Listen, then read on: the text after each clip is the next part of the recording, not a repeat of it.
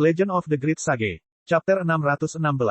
Pada awalnya, Begonia merasa sangat gugup, tetapi saat dia menatap cahaya di kejauhan, pikirannya perlahan menjadi tenang. Entah sudah berapa kali dia melihat pemandangan ini sejak dia masih muda, tapi ini adalah kedua kalinya dia menganggapnya begitu indah. Dia ingat pertama kali, dia masih seorang gadis kecil dengan pakaian sederhana, terbaring di tepi atap. Wajahnya dipenuhi keheranan, dan matanya bersinar. Dia menolak untuk percaya bahwa pemandangan yang begitu ramai dan indah itu ada di dunia. Hari ini mungkin adalah hari mereka berpisah selamanya. Saat itu, kenangan masa lalu membanjiri kepalanya sebelum hanyut bersama angin malam. Gadis kecil itu dengan cepat tumbuh seperti ranting pohon willow. Sampai sekarang, dia tersenyum tipis, melepaskan hidup dan mati. Sebaliknya, dia tetap tenang, berdiri di antara semua orang seperti seorang dewi, dingin dan tidak bisa diganggu-gugat. Senyuman kejam Feng berangsur-angsur menjadi lebih jelas. Pada akhirnya, dia tidak bisa menahan tawa. Tawanya yang liar bagaikan lolongan serigala. Dia merentangkan tangannya dan berbalik. Hah, beritahu aku, di mana Desmond Malang itu? Bukankah kamu bilang dia akan datang untuk menyelamatkanmu beberapa saat kemudian? Kenapa aku tidak melihat satupun jejaknya setelah sekian lama? Lalu dia tiba sebelum Begonia. Jangan bilang kamu berbohong kepada kami. Ayolah, akui saja. Oi, bajingan kecil, bagaimana rasanya ditipu oleh seorang wanita? Petik 2. Semua orang juga tenang. Mereka semua berdiskusi, mengapa Northmoon datang? Dia hanya berpura-pura di penghujung hari. Terserah, masalah Sekte Awan dan Hujan tidak ada hubungannya dengan kita. Tapi dia mempermalukan Komandan Lee. Nenek Yu bahkan lebih tidak senang lagi. Anak-anak pasti tahu cara membuat masalah. Komandan Lee, ini adalah masalah Sekte Awan dan Hujan kita, jadi tolong minggir. Li Qingshan tiba-tiba menunjuk ke belakang Feng dan berseru, Bulan Utara. Feng terkejut. Dia menyipitkan matanya. Apakah kamu pikir aku masih anak-anak? Dan Anda masih mencoba menggunakan sesuatu seperti itu? Tiba-tiba, dia menyadari bahwa teras menjadi sangat sunyi. Tatapan semua orang mengikuti arah yang ditunjuk Li Qingshan. Setelah itu, mereka semua membeku di sana seolah-olah terkena kutukan yang membekukan. Ekspresi mereka berubah dan berubah, menjadi panik, takut, gemetar. Nenek Yu seperti ayam tua yang terkejut. Dia menyusut ke belakang dan tampak lebih pendek. Feng perlahan berbalik. Di bawah bulan sabit, seorang pria tampan tiada taraf dengan rambut dan mata merah berdiri. Berdiri di tepi atap, cahaya bulan tampak berwarna merah. Di belakangnya ada lautan lentera yang megah. Rambut panjang dan pakaiannya berkibar tertiup angin malam. Diam-diam, tsunami pun tiba. Bulan utara telah tiba. Feng merasakan seluruh darah di tubuhnya bergolak. Hatinya menjadi dingin dalam sekejap. Mulutnya terbuka lebar, tapi tidak ada suara yang keluar. Hei, Nona, kenapa kamu meneleponku? Northmoon mengamati atap dengan mata merahnya. Akhirnya pandangannya tertuju pada Begonia. Ketika para penggarap bertemu dengan sepasang mata merah itu, mereka tidak bisa menahan diri untuk mundur. Dengan suara mendesing, mereka mundur membentuk lingkaran besar. Seolah-olah mata bulan utara mengandung sihir yang tidak terlihat. Bulan utara. Begonia maju selangkah. Dia tidak tahu bagaimana menjawabnya. Dia sudah memutuskan untuk mati, tetapi penyelamat yang dia ucapkan secara tidak masuk akal tiba-tiba jatuh dari langit, menyebabkan dia linglung. Ia bahkan curiga ada yang salah dengan ingatannya beberapa tahun lalu. Di mata orang lain, wajar saja jika seorang wanita telah melihat kekasih impiannya. Dia sangat bersemangat sehingga dia tidak bisa mengendalikan dirinya sendiri. Para penggarap berbaju hitam semuanya tampak ngeri. Punggung Feng berkeringat dingin. Dia memaksa dirinya untuk tenang. Pertarungan ini harus dimenangkan dengan kecerdasan, bukan dengan kekerasan. Dia harus menahan Begonia secepat mungkin, agar pelaku kejahatan ragu untuk menyerang. Dia melihat sekeliling. Langit benar-benar membantunya. Li Qingshan pernah menyingkir pada suatu saat. Qiu Haitang berdiri di sana sendirian, sehalus bunga apel liar. Dia buru-buru mengirimkan pesan mental kepada teman-temannya. Hanya satu gerakan, dia bisa menahannya. Saat dia mengumpulkan kekuatan, angin panas menyapu wajahnya. Mata Feng membelalak. Dia merasa seolah waktu berhenti di sekelilingnya. Hanya satu orang yang tidak terpengaruh. Bulan utara melewatinya seperti sedang berjalan-jalan di taman dan sampai ke sisi Begonia. Aku tidak bisa menang. Saya pasti tidak bisa menang. Aku bahkan tidak bisa melarikan diri. Feng mengerang dalam hatinya. Northmoon secara alami melingkarkan lengannya di pinggang Begonia yang sangat ramping. Kenapa kamu tidak mengatakan apa-apa? Dia melirik tumpukan emas, perak, dan perhiasan. Apa yang terjadi dengan hal-hal ini? Tubuh halus Begonia menegang. Bibir cerinya sedikit terbuka saat dia melihat ke arah bulan utara. Kenangan beberapa tahun lalu menjadi sangat jelas. Seolah-olah dia langsung melompat keluar dari ingatannya. Namun, dia tidak bisa membaca apapun dari mata merah itu. Namun, pada titik ini, dia harus bertindak meskipun dia tidak menginginkannya. Dia hanya bersandar padanya dan berkata dengan nada centil, orang-orang ini ingin memaksaku menikahi Edan. Semua emas dan perak ini adalah hadiah pertunanganku.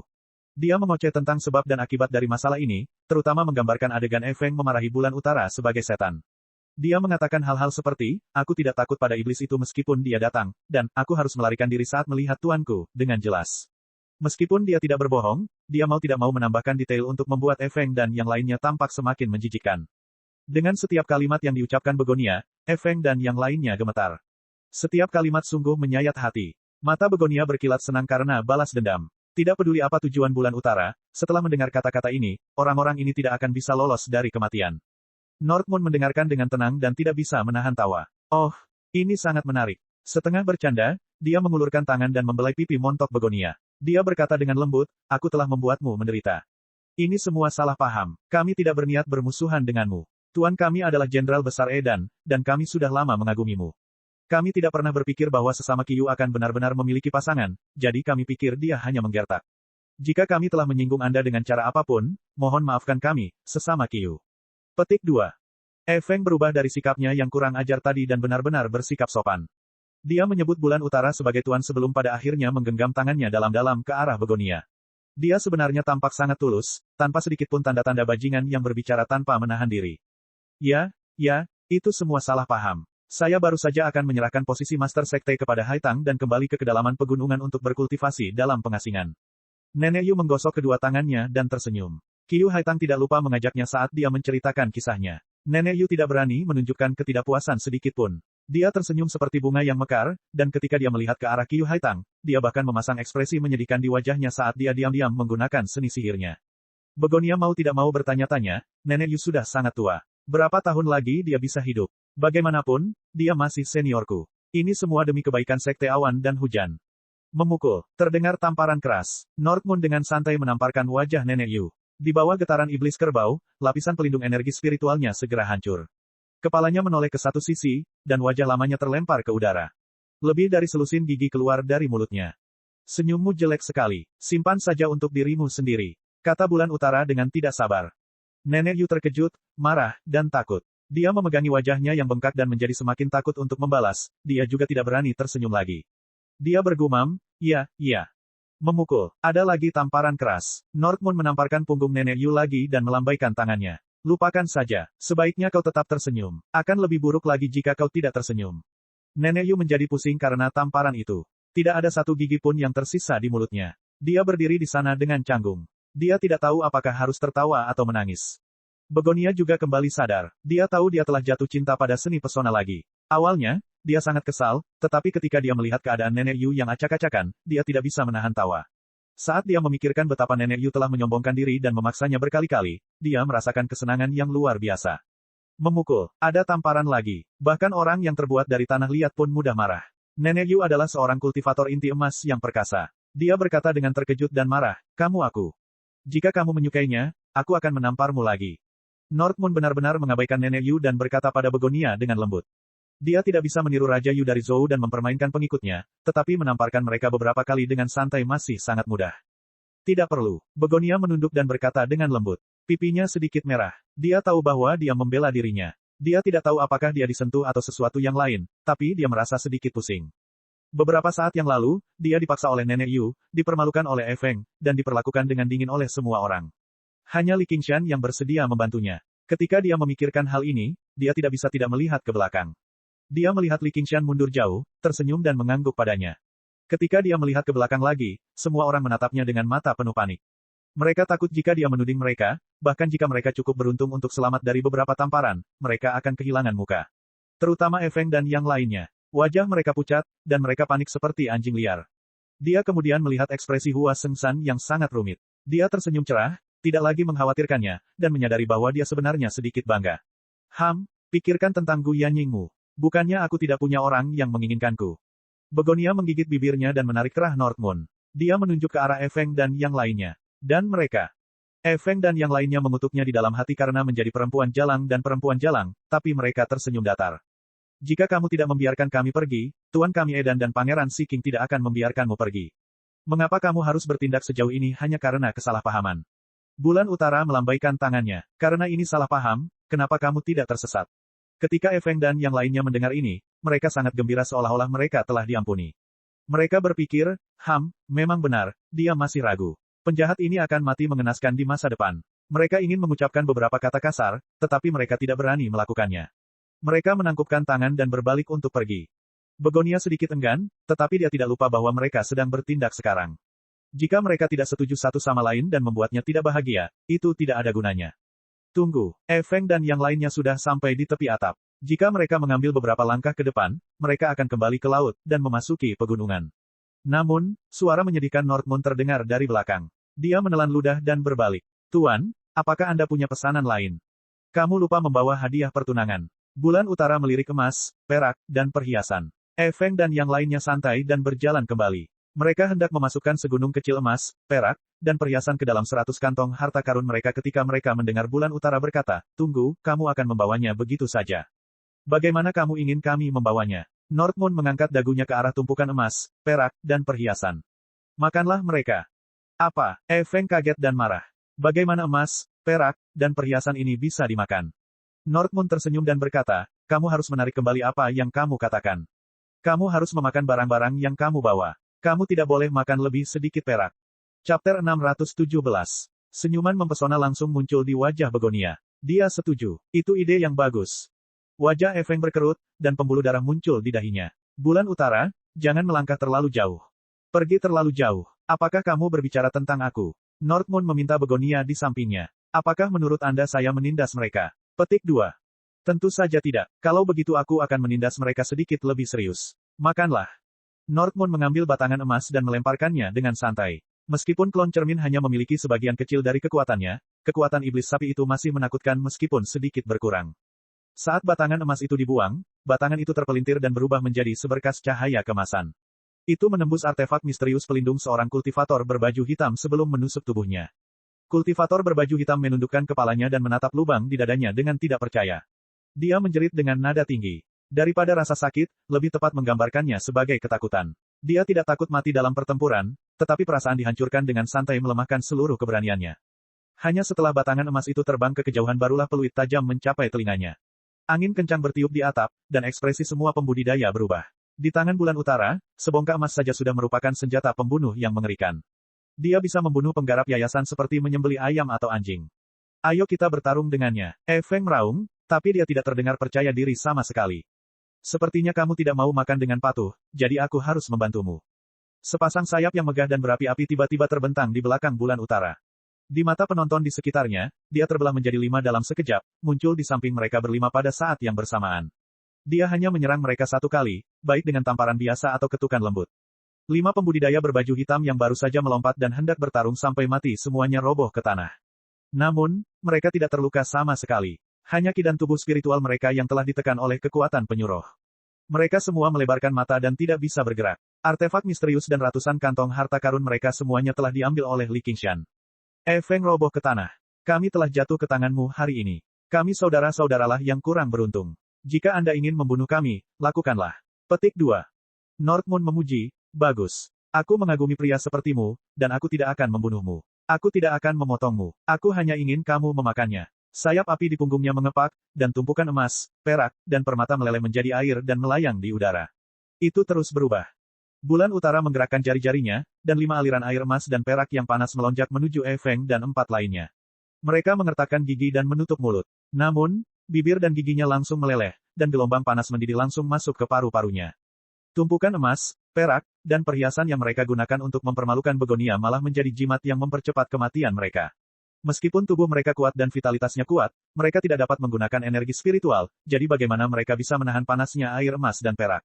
Tubuh mereka yang kuat hanya memperpanjang rasa sakit.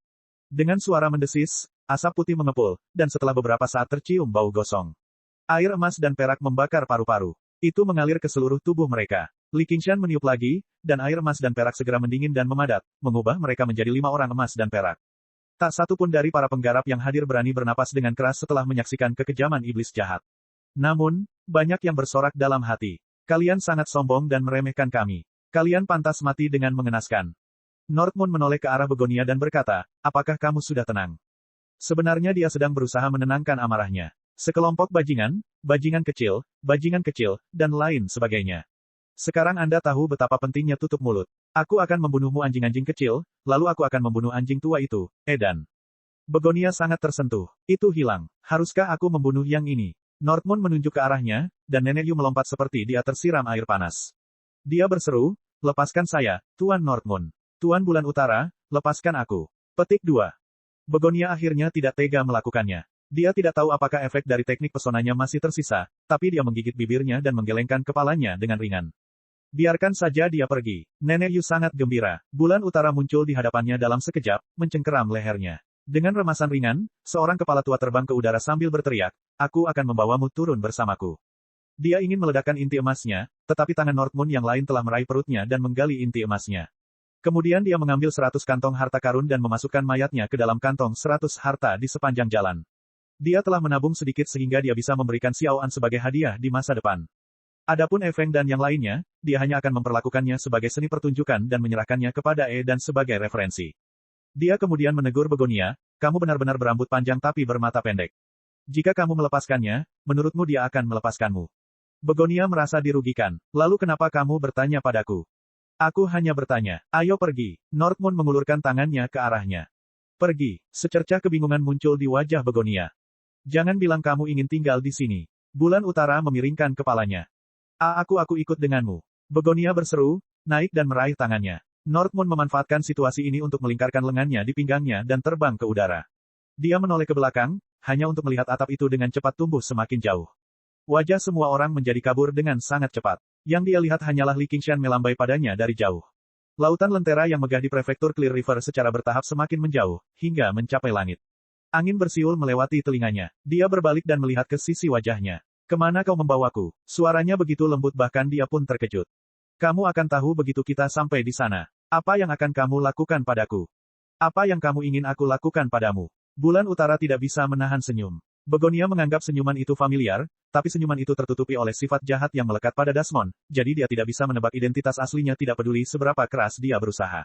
Li Qingshan berterus terang, sementara bulan utara melakukan apapun yang dia inginkan dan melakukan apapun yang dia inginkan. Begonia merasakan jantungnya berdebar kencang. Dia takut melakukan kontak mata dengannya. "Aku ingin kembali ke kediamanku dan mengemasi barang-barangku." Merepotkan sekali. Di mana tempat tinggalnya? Keduanya tiba-tiba berbalik dan terbang ke arah barat daya. Setelah bulan utara pergi, semua orang di atap tidak bisa menahan diri untuk tidak menghela nafas lega. Tubuh mereka rileks. Meskipun Northmoon tidak pernah mengincar mereka sepanjang waktu, kehadirannya yang kejam dan berat sangat membebani hati semua orang. Semua orang mendiskusikan apa yang baru saja terjadi. Hua Sengzan diam-diam berkata kepada Li Qingshan, "Saya harap Anda dapat memperlakukannya dengan baik." Perhatian Li Qingshan sepenuhnya terfokus pada tiruan cerminnya. Dia saat ini sedang menikmati tubuh Begonia yang lembut dan halus. Ketika dia mendengar itu, dia tersenyum tanpa mengatakan apapun. Dia berseru, "Bawakan alkohol." Nenek Yu telah terbunuh, dan Begonia telah pergi. Para murid Sekte Awan dan Hujan semuanya gelisah. Mereka tidak berani melanggar perintah Li Qingshan, jadi mereka membersihkan atap dan membawakan minuman beralkohol berkualitas dan makanan lezat. Namun, tak satu pun dari mereka yang berani mendekati sosok emas dan perak itu. Li Qingshan mengangkat cangkirnya tinggi-tinggi ke udara. "Semuanya, pertunjukan barusan sangat menarik. Ayo terus minum." Setelah mengalami apa yang baru saja terjadi, kebanyakan dari mereka sudah tidak berminat lagi untuk minum. Namun, ketika mereka mendengar apa yang dikatakan Li Qingshan, yang bisa mereka lakukan hanyalah mengangkat cangkir mereka, atau mereka akan terlihat seperti ketakutan karena bulan utara. Mereka berpikir, Komandan Li ini sungguh berpikiran terbuka. Di kota Komando Ruyi, hati Edan melonjak. Sesuatu telah terjadi pada Feng dan yang lainnya. Dia segera bergegas ke Parlor of Cloud and Rain di prefektur Clear River. Perjamuan dilanjutkan di atap, hanya saja semua orang tampak agak dipaksakan saat mereka minum dan tertawa. Hanya Li Qingshan yang benar-benar menjadi semakin bersemangat saat dia minum. Dia tampak seperti sedang minum sendirian, tetapi orang di sampingnya belum pergi. Sebaliknya, mereka malah semakin dekat. Edan turun dari atas, menghapus minat terakhir semua orang untuk minum. Tatapannya pertama kali menatap tajam ke arah Li Qingshan sebelum mendarat pada 5 sosok emas dan perak. Apa yang terjadi? Siapa yang melakukan ini? Terjadi keheningan. Tidak ada yang cukup berani untuk menjawabnya. Li Qingshan berdiri dengan sebotol alkohol dan berkata dalam keadaan mabuk, "Murid-muridmu itu datang untuk membantumu menemukan seorang istri. Murid-muridmu itu datang untuk membantumu mencarikan istri. Sayangnya, hati rekan Daois Qiu sudah menjadi milik orang lain. Murid-muridmu itu terlalu menekannya, jadi dia mendatangimu dan mulai melakukan sedikit pembunuhan. Itulah hasilnya. Siapa itu? Katakan padaku dengan jelas. Aku pasti akan mencabik-cabiknya." Petik 2. Wajah Edan merah padam, seperti gunung berapi yang bisa meletus kapan saja. Murid-murid ini adalah yang paling mampu darinya. Membesarkan mereka juga tidak mudah. Awalnya, dia mengira menjalankan misi seperti ini akan mudah, tapi dia tidak pernah mengira mereka akan menjadi mangsa seseorang. Dia tidak percaya Li Qingshan mampu melakukan hal seperti itu. Secara logika, jika Feng dan yang lainnya bekerja sama, mereka tidak akan sepenuhnya tidak berdaya bahkan melawan seorang kultivator inti emas. Aura menakutkan yang dikeluarkan Edan bahkan lebih kuat dari Just Now di bulan utara. Dia seperti binatang buas dalam bentuk manusia yang saat ini sedang dalam keadaan marah. Semua kultivator mengeluarkan keringat dingin untuk Li Qingshan. Li Qingshan tidak tergerak. Dia bersendawa dan melontarkan dua kata, bulan utara. Dia mungkin di Moon Court Lake. Jika Anda ingin membalas dendam, Anda mungkin bisa datang tepat waktu jika Anda bergegas. Petik 2. Liu Changqing tidak bisa menahan diri untuk tidak menghela nafas dalam hati, bagaimana ini bisa terjadi tanpa keberanian heroik. Meskipun Edan sangat sombong dengan kekuatannya sendiri, dia tidak memiliki keyakinan mutlak untuk mengalahkan bulan utara itu. Ia hanya bisa menghilangkan pikirannya untuk segera membalas dendam, meninggalkan 5 sosok emas dan perak yang seolah mengejeknya. Dengan marah, dia melambaikan tangannya, dan 5 sosok emas dan perak itu menjadi debu. Li Qingshan terkekeh dan mencoba membujuknya. Tolong tenang, kawan. Edan tergoda untuk secara pribadi membunuh bajingan kecil yang sombong ini sekarang, tetapi ketika dia mengingat instruksi Si King, dia menahan niat membunuhnya. Aku akan membiarkanmu berpuas diri selama beberapa hari lagi, bajingan kecil. Edan pergi dengan marah, dan Li Qingshan mengangkat toples alkohol dan meminum semuanya. Sungguh memuaskan. Perjamuan hari ini sangat menyenangkan. Saya, Li Qingshan, sangat berterima kasih atas dukungan semua orang. Ayo bubar hari ini, dan kita akan mabuk bersama di masa depan. Petik 2. Para pembudidaya sudah lama ingin pergi. Ketika mereka mendengarnya, mereka sangat senang mendengarnya. Mereka semua berdiri dan mengucapkan selamat tinggal. Li Qingshan kembali ke 100 aliran pemikiran bersama yang lainnya, untuk berjaga-jaga jika Edan bersekongkol melawannya. Liu Changqing tetap tinggal, tapi dia jelas tidak melakukannya demi tidur-tiduran. Sekte Awan dan Hujan dapat dianggap sebagai salah satu sekte dengan fondasi yang sangat kuat di prefektur Clear River, dan mereka tidak menderita kerugian yang terlalu besar dalam perang, sehingga mempertahankan sebagian besar kekuatan mereka. Sekarang Nenek Yu dan Begonia sudah mati dan salah satunya hilang, ini adalah kesempatan besar baginya untuk melahap kekuatan ini. Sebagai sekelompok praktisi Qi yang tidak memiliki pemimpin, mereka jelas tidak dapat melakukan perlawanan apapun, tetapi Liu Changqing juga takut untuk bertindak terlalu jauh, karena dia agak khawatir tentang apa yang akan terjadi jika Begonia kembali sebagai ketua sekte suatu hari nanti. Di tempat lain, Li Qingshan kembali ke 100 aliran pemikiran dan segera berkata dia ingin bermeditasi dan berkultivasi, karena dia ingin berkonsentrasi pada klonnya. Dia menutup matanya sebelum membukanya lagi, dan yang dia lihat adalah sosok langsing Begonia yang sedang merapikan barang-barangnya. Chapter 618. Li Qingshan telah mengunjungi Gua Rusin berkali-kali. Dekorasi di sana relatif sederhana, dan hampir tidak ada dekorasi yang tidak berguna. Masih ada bekas ukiran batu di dinding, dan meja serta kursi semuanya terbuat langsung dari batu. Hanya ada satu alasan keberadaan mereka, dan itu adalah untuk membuat budidaya menjadi nyaman.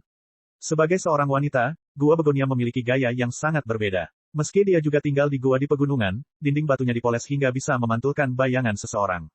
Di mana-mana dihiasi dengan pola yang rumit dan indah, dan aroma samar bunga tercium di udara.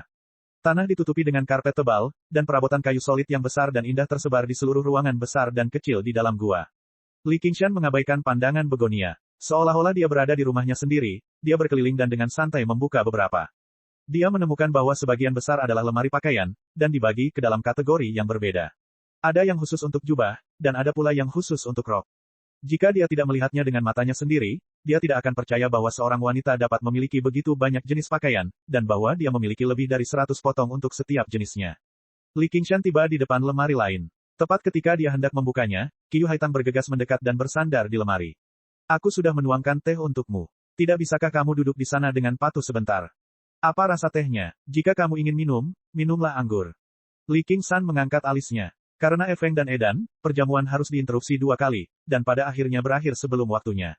Namun, dia belum minum sepuasnya. Sebaliknya, bisa dikatakan dia menjadi lebih bersemangat. Jika ada sesuatu yang lebih menyenangkan daripada menyaksikan musuh yang sombong kehilangan ketenangannya karena marah, itu pasti adalah membunuh musuh dengan tangannya sendiri. Malam ini, dia mengalami keduanya. Baiklah, aku akan mengambilkanmu anggur. Begonia tidak bisa berbuat apa-apa terhadap iblis kuat di depannya ini. Dia hanya bisa menundukkan kepalanya dan mengobrak-abrik 100 kantong harta karunnya. Dia menemukan sebotol anggur rohani dan menyerahkannya kepadanya. Li Qingshan membuka segel lumpur dan meneguk beberapa suap. Ini seharusnya baik-baik saja kan? Cepat duduk, aku masih harus membereskannya. Ah, Begonia merasakan pinggangnya menegang, dan dia tidak bisa menahan diri untuk tidak jatuh ke pelukannya, yang bangga menempel erat di dadanya. Meskipun dipisahkan oleh beberapa lapis kain muslin, sulit untuk menyembunyikan perasaan lembut dan elastis yang luar biasa. Li Qingshan melambaikan jarinya dan lemari terbuka. Dia tidak bisa menahan tawa. Di dalam lemari ada beberapa pakaian dalam. Pantas saja Begonia begitu gugup. Biarkan aku pergi. Wajah Begonia memerah saat dia berjuang sekuat tenaga. Tapi bagaimana dia bisa membebaskan diri? Payudara susu Li Qingshan menekannya, membuatnya semakin menikmatinya. Dia dengan santai mengeluarkan pakaian dalam berwarna merah muda dari lemari. Pakaian dalam kecilnya disulam dengan sangat indah, dan seringan sutra. Dia tidak bisa tidak membayangkan seperti apa rupa begonia. Gaun seperti apa yang akan dia kenakan sekarang. Li Qingshan menunduk dan melihat ke bawah. Dia bisa melihat jurang yang dalam dan seputih salju. Jangan sentuh barang-barangku. Wajah begonia menjadi semakin merah, dan dia semakin meronta. Matanya malu dan bingung, dan tidak ada jejak ketenangan yang dimiliki Master Klan Qiyu di masa lalu. Sebaliknya, itu lebih memikat daripada pesona apapun. Perut bagian bawah Li Qingshan menjadi panas. Dia menundukkan kepalanya dan berkata, jika kamu pindah, saya tidak tahu apa yang akan saya lakukan. Kamu. Begonia pun merasakan perubahan pada bagian tertentu tubuhnya, dan langsung tidak berani bergerak. Dia merasa baru saja meninggalkan sarang serigala dan memasuki mulut harimau. Harimau ganas ini dapat dengan mudah mencabik-cabik sekelompok serigala, tetapi situasi anak domba seperti dia tidak berubah sama sekali. Satu-satunya perbedaan adalah dia memasuki mulut harimau atas kemauannya sendiri.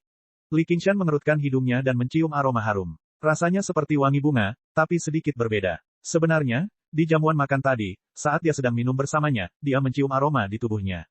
Pada awalnya, dia mengira itu adalah wewangian kosmetik, tetapi setelah diperiksa lebih dekat, dia sepertinya tidak memakai riasan. Dan dengan indera penciumannya yang tajam, wangi itu bukanlah sejenis parfum, melainkan berasal dari tubuhnya. Dia membenamkan kepalanya di tengkuk lehernya, dan aroma memenuhi mulut dan hidungnya. Dia tidak bisa menahan nafas dalam-dalam, dan dia merasa paru-parunya dipenuhi aroma.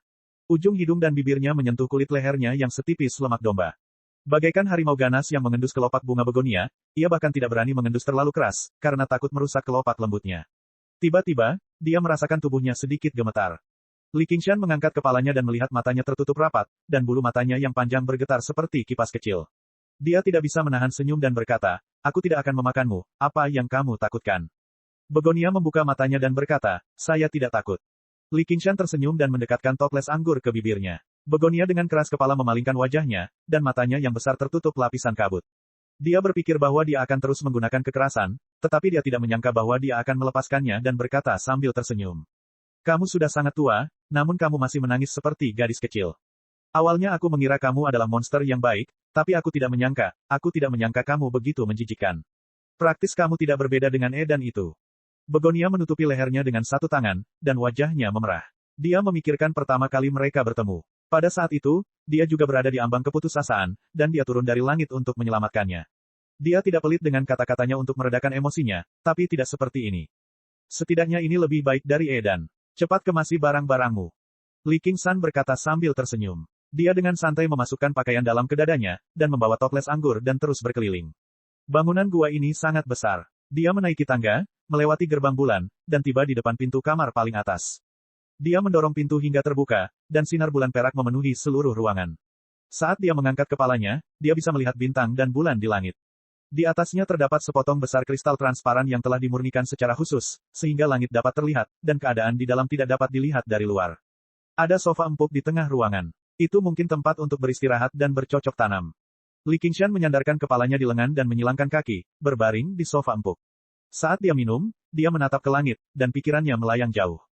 Setelah beberapa saat, Begonia kembali. Aku sudah selesai berkemas. Ayo berangkat. Bibirnya sedikit cemberut, dan ekspresinya agak tidak senang. Dia berpikir, selain dia, tidak ada yang bisa melindungiku. Saya tidak punya pilihan selain mengikutinya. Namun, dia tidak berani mengakui bahwa dia memiliki sedikit antisipasi di hatinya.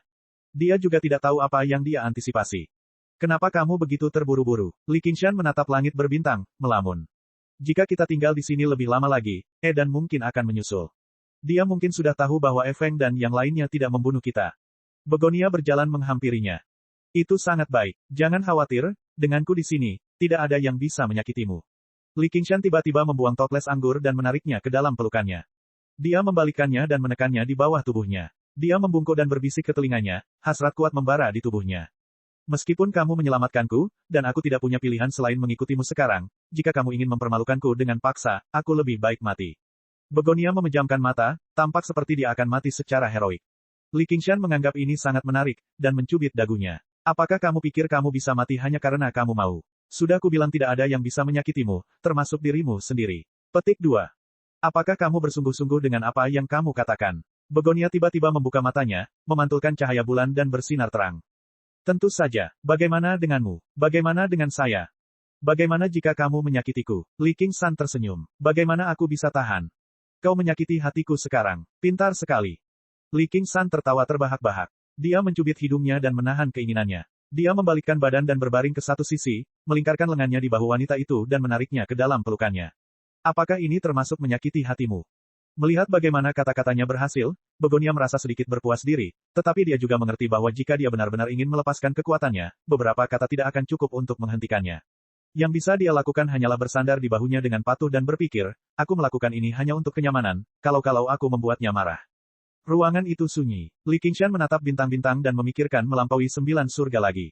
Dia bertanya-tanya bagaimana rasanya di sana. Dia memikirkan saudara sapi dan N kecil. Dia bertanya-tanya bagaimana keadaan mereka saat ini. Pada akhirnya, bintang-bintang kembali berubah menjadi wajah marah Han Qiongzi. Dia berpikir, Qiongzi, oh Qiongzi, Anda tetap mengizinkan saya mengunjungi Parlor of Cloud and Rain. Saya baru saja menemukan Master Sekte untuk menemani saya.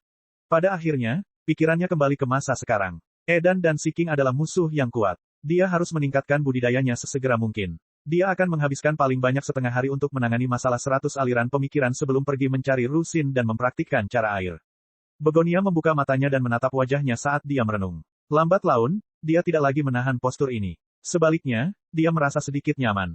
Mengapa kamu datang ke ruang tamu awan dan hujan? Begonia memecah kesunyian dan menanyakan pertanyaan yang paling membebani pikirannya. Aku kebetulan bertemu denganmu. Li Qingshan tersenyum. Bagaimana ini bisa terjadi secara kebetulan? Begonia menolak untuk mempercayainya. Saya tahu Marquis of Ruyi yang baru akan datang, jadi saya selalu menyelidikinya. Saya tahu Anda telah dianiaya di tanah milik Marquis, jadi saya secara khusus datang untuk menghibur Anda. Li Qingshan mengada-ada tanpa berpikir panjang, tapi dia tidak pernah menyangka Begonia akan begitu mempercayainya. Dia tersentuh dan ditekan lebih dekat dengannya. Aku tidak menyangka kamu masih mengingatku. Kupikir kamu sudah lama melupakanku. Li Qingshan mencibir dalam hati dan berkata dengan lembut, meskipun begitu, sepertinya kamu sudah menemukan orang lain, jadi yang bisa aku lakukan hanyalah mengawasimu diam-diam dalam kegelapan.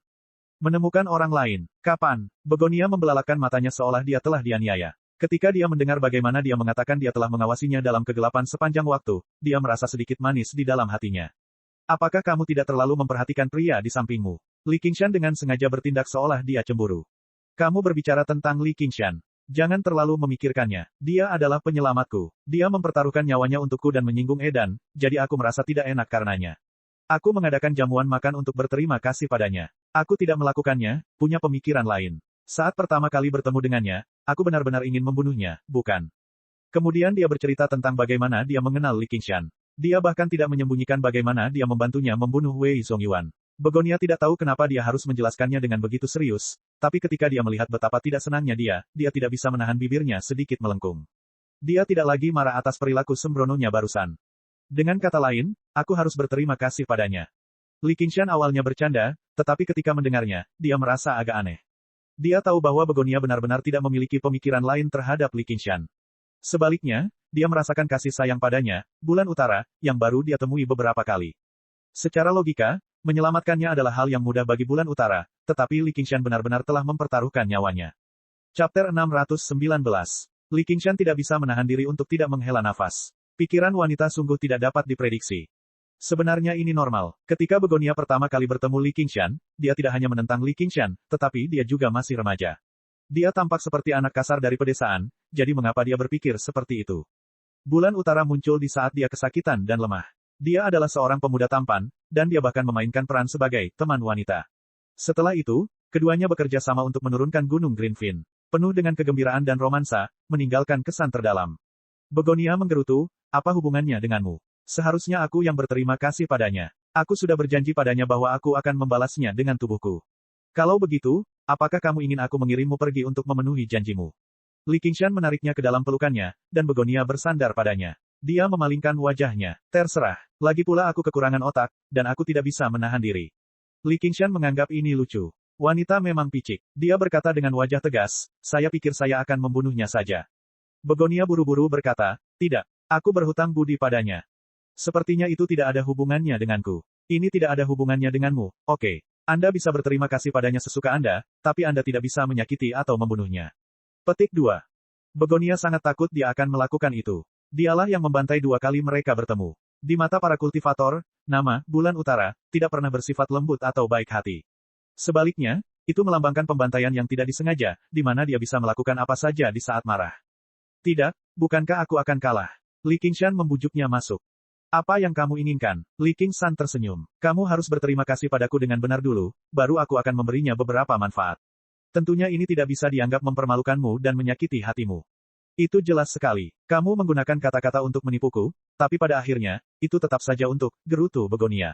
Dia telah merasakan kelicikan Desmond secara mendalam. Dia telah menggunakan kata-kata untuk membungkamnya sebelumnya, namun dia berbalik dan menipunya. Untuk apa? Cinta antara pria dan wanita, kombinasi yin dan yang. Itu benar dan pantas, itu yang kamu katakan. Petik 2.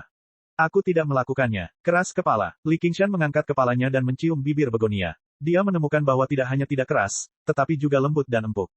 Mata Begonia membelalak dan dia tidak tahu harus berbuat apa. Adegan seperti itu, entah sudah berapa kali dia menyaksikannya di ruang tamu awan dan hujan. Namun, ini pertama kalinya dia mengalaminya secara pribadi. Seluruh tubuhnya terasa seperti tersengat listrik, dan dia merasakan gelombang mati rasa. Li Qingshan menyesapnya dan bertanya sambil tersenyum, bagaimana perasaanmu? Qiu Haitang sangat bersemangat. Sulit baginya untuk mengendalikan diri, jadi bagaimana dia bisa menjawab? Li Qingshan menciumnya lagi, membuka paksa giginya dan menjerat lidahnya. Begonia semakin dikalahkan. Dia berbaring lemas di tubuh Li Qingshan dan menciumnya sampai dia terangsang. Dia naik ke payudaranya yang penuh yang sepertinya akan lepas dari pakaiannya. Dia tertawa dan berkata, coba saya lihat apakah hatimu pernah terluka. Tidak, Begonia meraih tangannya. Li Qingshan sudah teh dan tidak peduli. Namun, ketika dia melihat tatapan memohon di matanya, hatinya melunak. Menindas gadis lemah demi hasrat sesaat bukanlah hal yang seharusnya dilakukan pria. Bagaimanapun, dia sudah cukup memanfaatkannya, jadi dia mengambil Begonia. Sepertinya tidak akan ada yang datang. Ayo pergi. Petik 2. Setelah meninggalkan gua tempat tinggalnya, Li Qingshan tidak menuju ke arah Danau Moon Court. Sebaliknya, dia sampai di sebuah lembah yang tenang di pegunungan. Ada sebuah danau kecil yang indah di sana. Ketika Li Qingshan pertama kali datang ke sini untuk memurnikan saluran air, dia merasa pemandangan di sini sangat bagus. Ki spiritual di sini agak padat. Meskipun tidak cocok untuk membangun sekte, itu sangat cocok untuk mendirikan gua tempat tinggal dan bercocok tanam sendirian. Li Qingshan menyuruh Begonia menunggu di tepi danau sementara dia terjun ke dalam danau. Sesaat kemudian, permukaan danau terbelah, memperlihatkan sebuah jalan setapak. Begonia masuk ke dalamnya dan sampai di dasar danau. Sebuah ruang besar telah terbuka di dasar danau. Kubah itu dipinjam dari kristal besar di gua tempat tinggal asli Begonia. Ketika dia melihat ke atas, dia bisa melihat riak ombak dan ikan serta udang yang berenang. Li Qingshan merentangkan tangannya dan tersenyum. Bagaimana itu? Begonia diam-diam merasa puas, tapi dia berkata, rasanya seperti berada di penjara. Mencekik sekali. Berada di penjara lebih baik daripada menjadi selir seseorang. Bukankah kultivasi seperti ini pada awalnya? Berhentilah berpikir yang tidak masuk akal dan berkultivasi dengan benar. Maka kultivasi Anda tidak akan terlalu lemah. Petik 2. Aku belum. Belum apa? Li Qingshan bertanya dengan nakal. Rasanya seperti dia memiliki simpanan di rumahnya, tapi dia mungkin tidak punya banyak waktu untuk mengunjungi keindahan ini. Apalagi si cantik ini tak rela dikunjunginya. Tidak apa-apa. Begonia mendengus dingin dan melakukan yang terbaik untuk memulihkan penampilannya ketika dia menjadi Master Sekte Qiu. Ini, ambillah. Li Qingshan kemudian memberikan 100 kantong harta karun dan inti emas milik Nenek Yu kepadanya. Dia melirik barang-barang di kantong 100 harta karun, tapi tidak ada yang menarik perhatiannya. Dia bahkan tidak sekaya Efeng dan para penggarap yayasan pendirian lainnya. Nenek Yu baru menjadi seorang kultivator inti emas setelah bertahun-tahun, jadi pada dasarnya dia telah menghabiskan semua sumber dayanya. Setelah menjadi seorang kultivator inti emas, dia telah terbunuh bahkan sebelum dia dapat mengumpulkan lebih banyak lagi. Inti emas sebenarnya tidak dapat dianggap sebagai inti emas. Sebaliknya, warnanya merah muda dan memiliki sedikit kelembutan dan pesona. Itu bukanlah inti emas biasa, tetapi inti emas khusus yang dipadatkan dari metode budidaya khusus, seperti mutiara samudera yang dipadatkan dari seni lautan tanpa batas. Unsurnya terlalu berbeda, jadi menelannya tidak akan membawa banyak manfaat. Begonia agak terkejut. Menurut pengetahuannya, inti emas yang dipadatkan dari metode utama awan dan hujan dari sekte awan dan hujan tidak terlihat seperti ini. Jika dia memperbaikinya dengan sembarangan, itu hanya akan membawa lebih banyak kerugian daripada kebaikan. Nenek kamu pasti pernah mengalami pertemuan kebetulan lainnya. Dia menggelengkan kepalanya. Saya tidak menginginkannya. Saat ini sudah agak aneh. Jika dia mengambil barang berharga ini darinya juga, bukankah dia benar-benar akan menjadi seperti selir? Hentikan omong kosong itu. Aku sudah bilang padamu untuk mengambilnya, jadi ambillah. Jika kamu membalasnya lagi, aku akan segera memukulmu. Li Qingshan melirik pantat montok yang menopang gaunnya. Seharusnya cukup bagus untuk disentuh. Dia agak ingin dia berbicara kembali. Seperti kata pepatah, jangan bilang aku tidak memperingatkanmu. Di bawah tatapan mata merahnya yang penuh nafsu, bagaimana Begonia bisa cukup berani untuk mengatakan hal lain? Dia menerima inti emas dan kantong 100 harta karun, yang membuat Li Qingshan agak kecewa. Pada akhirnya, Li Qingshan memberinya liontin giok dengan sepotong perasaan jiwanya tertanam di dalamnya. Tempat ini agak tersembunyi, dan dilindungi oleh formasi, jadi seharusnya tidak ada bahaya apapun. Jika memang ada keadaan darurat, hancurkan. Bahkan jika aku tidak bisa segera bergegas, aku bisa segera mengerahkan air, dan membantumu mengusir musuh. Aku membantumu sepenuhnya. Apakah kau akan pergi? Qiu Haitang tiba-tiba merasa sedikit enggan. Jika saya tinggal lebih lama lagi, saya tidak dapat menjamin apa yang akan saya lakukan. Li Qingshan melambaikan tangannya sambil tersenyum. Dia melompat dan keluar dari air danau tanpa melihat ke belakang. Dia membentangkan sayapnya dan terbang ke udara. Begonia menatapnya beberapa saat sebelum menundukkan kepala dan menghela nafas. Dia berpikir, jika kamu bisa tinggal di sini bersamaku selamanya, lalu bagaimana jika aku membiarkanmu melakukan apapun yang kamu inginkan? Begitu dia memikirkan hal ini, bahkan dia melompat ketakutan. Dengan berpikir lebih jauh, meskipun dia tidak punya pilihan lain, dia tidak akan pernah membiarkan pria memanfaatkannya. Terlebih lagi, dia tidak merasa dendam atau disalahkan setelah itu. Yang bisa dia salahkan hanyalah dia karena pergi dengan terlalu tegas dan tidak berperasaan. Dia tidak mau terlalu memikirkannya. Dia melemparkan formasinya terlebih dahulu sebelum memperbaiki rumah barunya di dasar danau. Dia mengangguk puas. Meski agak kecil, dia tidak perlu lagi mengkhawatirkan masalah sekte awan dan hujan, dan tidak ada yang akan mengganggunya. Seperti yang dia katakan, itu adalah tempat yang bagus untuk bercocok tanam dengan damai.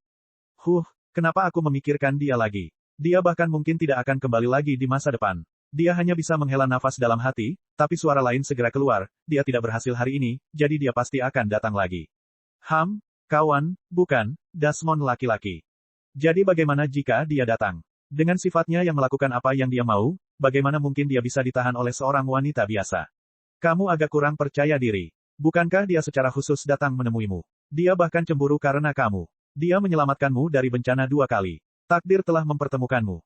Kedua suara itu terus berdebat. Begonia menundukkan kepalanya dan memandangi 100 kantong harta milik Nenek Yu. Apa ini? Slip giok merah muda muncul di tangannya. Slip giok seperti ini banyak digunakan untuk mencatat metode budidaya. Hal terakhir yang tidak dimiliki Li Qingshan adalah metode kultivasi, jadi dia jelas tidak mempedulikannya. Begonia mengenang inti emas Nenek Yu yang menakjubkan. Dia menutup matanya dan fokus, mengirimkan perasaan jiwanya ke dalamnya. Beberapa saat kemudian, dia membuka matanya dan mendesah takjub. Ternyata cara budidaya ini disebut seni mewarnai hati. Itu bahkan lebih mendalam dan menakjubkan daripada metode utama awan dan hujan. Landasan metode utama awan dan hujan masih berupa penanaman ganda. Seni pesona hanyalah perpanjangan dari itu. Baik pria maupun wanita bisa mempraktikkannya. Namun, seni mewarnai hati ini hanya bisa dikembangkan oleh wanita, dan memiliki kemampuan memikat tersendiri. Rouge awalnya adalah kosmetik yang diaplikasikan oleh wanita fana pada pipi dan bibir mereka untuk meningkatkan kecantikan mereka. Namun, bagi wanita cantik alami seperti Begonia, meski tanpa kosmetik apapun, bibirnya akan tetap semerah-merah terang, dan wajahnya akan secantik bunga musim semi. Rouge sebenarnya bisa diabaikan. Sesuai dengan namanya, seni mewarnai hati ini seperti mengaplikasikan pemerah pipi pada hati, meningkatkan pesona seorang wanita dari awal. Semakin dalam dibudidayakan, semakin besar daya tariknya. Bahkan tanpa menggunakan sihir secara sengaja, seseorang masih bisa jatuh cinta. Inti emas yang terkondensasi disebut Rouge Heart. Tanpa budidaya ganda, masalah terbesar Begonia terpecahkan. Dia tidak mau dengan mudah menyerahkan tubuhnya untuk orang lain, jadi dia tidak pernah memiliki pasangan kultivasi ganda. Dengan metode kultivasi ini, dia tidak perlu khawatir tentang hal itu. Tidak heran nenek Anda berhasil menjalani kesengsaraan dalam budidaya terpencil meskipun usianya sudah lanjut. Ternyata itu semua karena cara budidaya ini. Namun, Nenek Yu sudah terlalu tua, jadi dia tidak bisa lagi mengeluarkan sebagian besar pesonanya. Dia juga menghadapi Li Qingshan yang mempraktikkan metode penindasan laut penyuruh, jadi pada akhirnya dia masih gagal lolos dari kematian. Yang sangat mengejutkan Begonia, ada juga beberapa teknik dengan efek menakjubkan yang tercatat dalam seni mewarnai hati. Dengan sapuan lembut, tangan lembut, tubuh musuh akan menjadi lemas dan tidak bisa bergerak, sementara sekali, riasan Rouge digunakan, tidak peduli apakah musuhnya laki-laki atau perempuan, tidak peduli betapa kejamnya mereka tidak akan mampu untuk menyakiti atau menyakiti Anda. Begonia percaya bahwa inilah sebabnya dia jatuh cinta. Dia tidak pernah menjadi orang yang berhati lembut. Dia sudah mengenal Wei Zongyuan selama bertahun-tahun, namun dia masih membunuhnya sesuka hatinya. Namun, ketika dia dipaksa sedemikian rupa oleh Nenek Yu yang tidak dia kenal, dia tidak dapat menahan diri untuk tidak membelanya pada saat yang genting. Adapun teknik yang paling menarik perhatian Begonia disebut, kerinduan noda benang merah.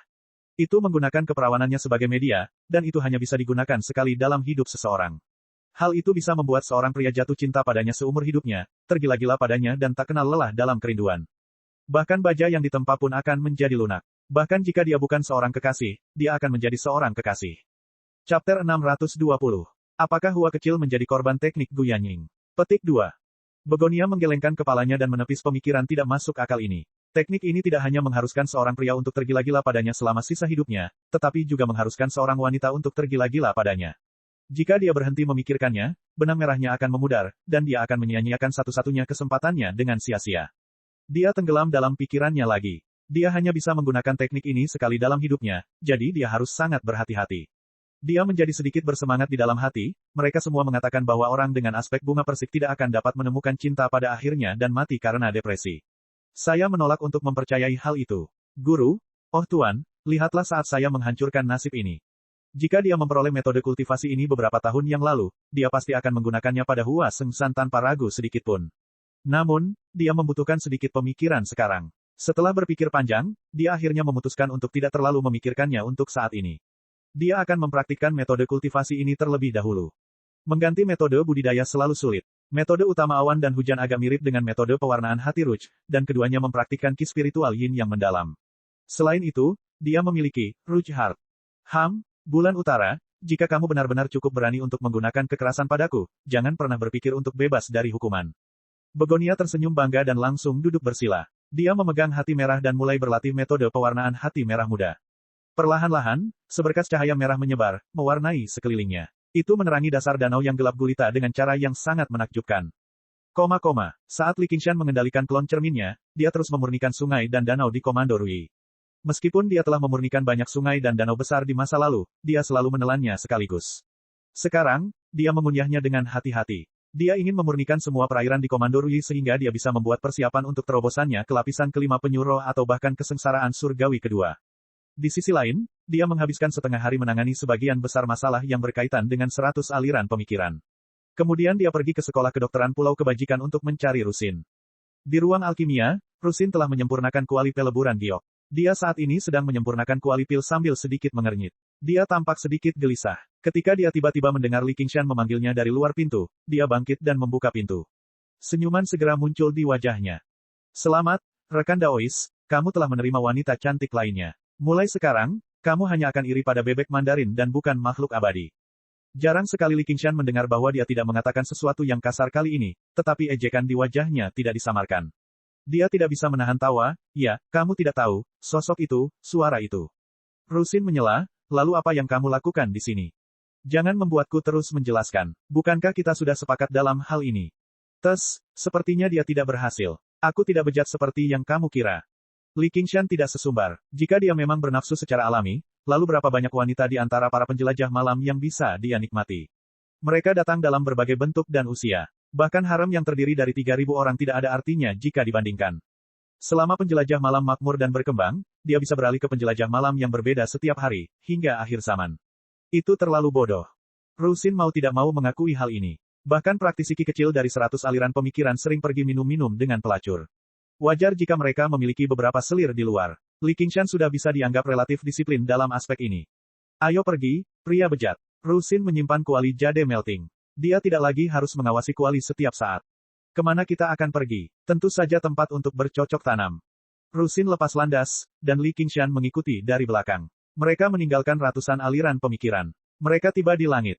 Rusin menutup matanya seolah dia merasakan sesuatu. Beberapa saat kemudian, dia memilih arah. Mereka terbang menuju selatan. Di kejauhan, Li Qingshan melihat tirai awan hitam di cakrawala. Hujan setipis bulu sapi mengalir turun dari langit berkabut, bergerak mengikuti angin. Itu seperti kabut putih, diam-diam memberi nutrisi pada semua yang ada di tanah. Rusin turun dari atas dan mendarat di dataran. Rerumputan yang menghijau dan menghijau mencapai sampai ke pinggangnya. Jadi kamu sedang mencari tempat di mana hujan turun. Li Qingshan mendarat dekat di belakangnya. Ini pelajaran pertama. Rusin mengulurkan tangan kanannya, dan hujan di sekitarnya berputar dan menari, berkumpul di telapak tangannya dan berubah menjadi bola air putih. Itu mudah. Li Qingshan mengangkat tangannya, dan semua air hujan dalam radius 300 meter tiba-tiba tersedot, membentuk lubang setengah lingkaran tanpa ada air hujan.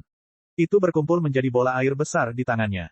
Selama dia mau, menyedot semua air hujan dalam jarak 5 km bukanlah hal yang sulit.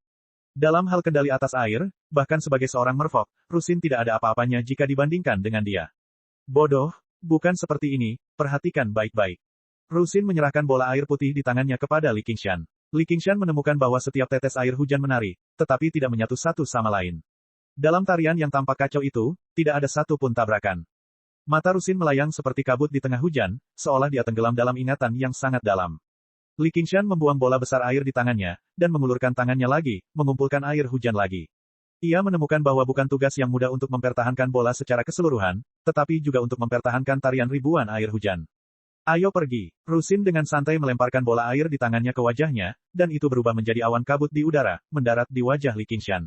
Dia hanya merasa sedikit basah, dan awan kabut menghilang. Dia berkata dengan heran, pergi. Anda belum mengatakan apapun. Petik 2. Rusin berkata, kelas gratis seperti ini, apalagi yang ingin kamu dengarkan? Li Qingshan mengerutkan bibirnya, berapa yang kamu inginkan? Saya tidak ingin mengatakan berapa banyak. Ambil benda itu di tangan Anda. Rusin terbang menjauh, dan sampai di tepi desa, halaman kecil berpagar. Seekor anjing kuning yang menjaga halaman menggonggong padanya, dan ketika dia memelototinya, anjing itu langsung merintih dan kembali ke kandangnya dengan ekor di antara kedua kakinya.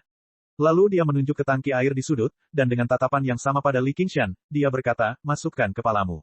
Kultivasi macam apa ini? Saya telah melihat banyak sungai dan danau besar, apa yang bisa dilakukan tangki air?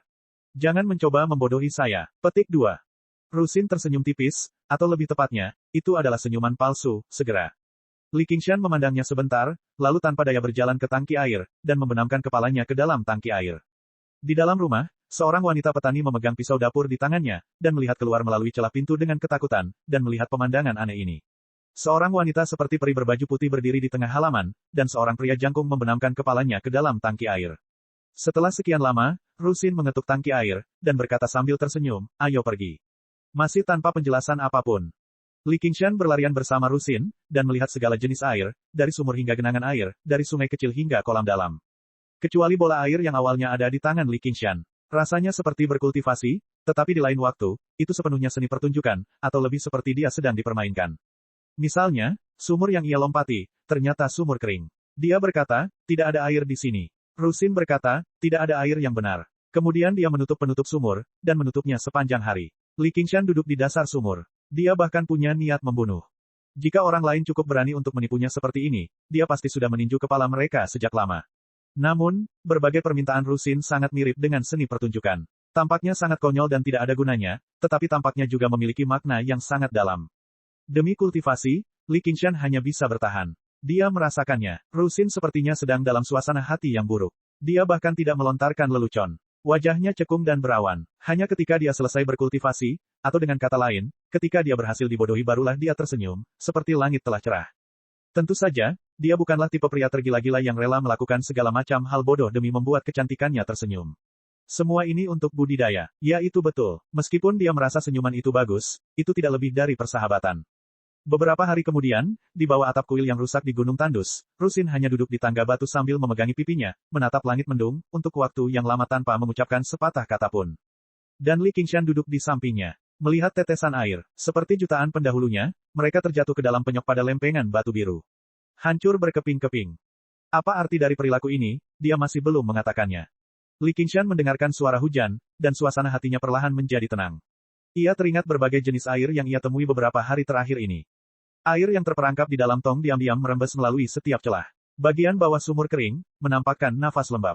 Kolam yang dalam dan gelap, tidak terlihat sekilas. Dan genangan air yang keruh dan dangkal dengan jelas memantulkan langit dan wajahnya. Rusin tiba-tiba berdiri dan menggeliat, yah, sudah hampir waktunya untuk kembali. Apa maksud semua ini? Li Qingshan mau tidak mau bertanya. Bagaimana aku tahu? Rusin merentangkan tangannya. Jadi, kamu mengakui bahwa kamu telah membodohiku akhir-akhir ini. Li Qingshan mendekatinya dengan tatapan buruk. Apakah kamu tahu apa maksudmu bagiku? Hah, Li Qingshan terkejut dan berhenti. Sepertinya aku tidak tahu apa maksudku padamu. Air tidak mempunyai bentuk, dan hukum tidak memiliki hukum yang tetap. Saya hanya bisa membiarkan Anda melihat dan merasakan. Adapun maknanya, Anda hanya bisa bertanya pada diri sendiri, dan itu tergantung tangan Anda. Petik 2. Li Qingshan melihat bola air di tangannya. Atas permintaan Rusin, dia telah mempertahankannya selama beberapa hari terakhir. Tanpa disadari, itu menjadi stabil. Meskipun masih ada kesenjangan antara dia dan Rusin, kesenjangan itu telah meningkat pesat. Sepertinya kamu ada benarnya. Rusin terdiam beberapa saat, kata-kata ini, bukan aku yang mengatakannya, ibuku yang memberitahuku. Ibumu, apakah dia juga membiarkanmu membenamkan kepalamu ke dalam bak mandi, atau menguncimu di sumur yang kering? Apa yang sebenarnya ingin ditanyakan Li Qingshan bukanlah pertanyaan ini, tapi melihat ekspresi Rusin, dia tidak sanggup menanyakannya. Bagaimana ibuku bisa membodohiku? Rusin memasang ekspresi, apakah kamu idiot, di wajahnya. Li Qingshan memutar matanya, lalu tersenyum lega. Orang ini akhirnya kembali normal. Rusin tiba-tiba mengeluarkan jimat transmisi suara yang terlipat rapi sepanjang ribuan mil dan mendengarkan dengan penuh perhatian sejenak. Guru memanggil saya. Hei, Chu Tian sudah bangun. Kalau begitu aku harus melihatnya. Li Qingshan tersenyum. Ia juga tahu bahwa kultivasi bukanlah kesuksesan dalam semalam. Karena dia telah melihat apa yang perlu dia lihat, langkah selanjutnya adalah memahami dan menemukan maknanya. Keduanya terbang bersama ke langit. Saat mereka melewati awan, Li Qingshan tiba-tiba berkata, jika kamu tidak memberitahuku, tentu saja aku tidak tahu apa maksudku bagimu. Dan jika kamu ingin tahu apa yang kamu maksud denganku, kamu bisa bertanya langsung padaku. Manusia bukanlah air, manusia dapat saling memahami. Petik 2. Di atas awan, matahari bersinar terang, langit biru membiru, dan lautan awan putih bersih naik turun terus-menerus ke cakrawala. Rusin sedikit terkejut, lalu tersenyum cerah, mungkin. Cek cek cek cek cek cek cek cek. Rakan-rakan kultivator sekalian, sebelum retret, sila terus berkultivasi untuk jurus subscribe, like, share dan komentar agar sekte novel Sadim terus berkembang pesat.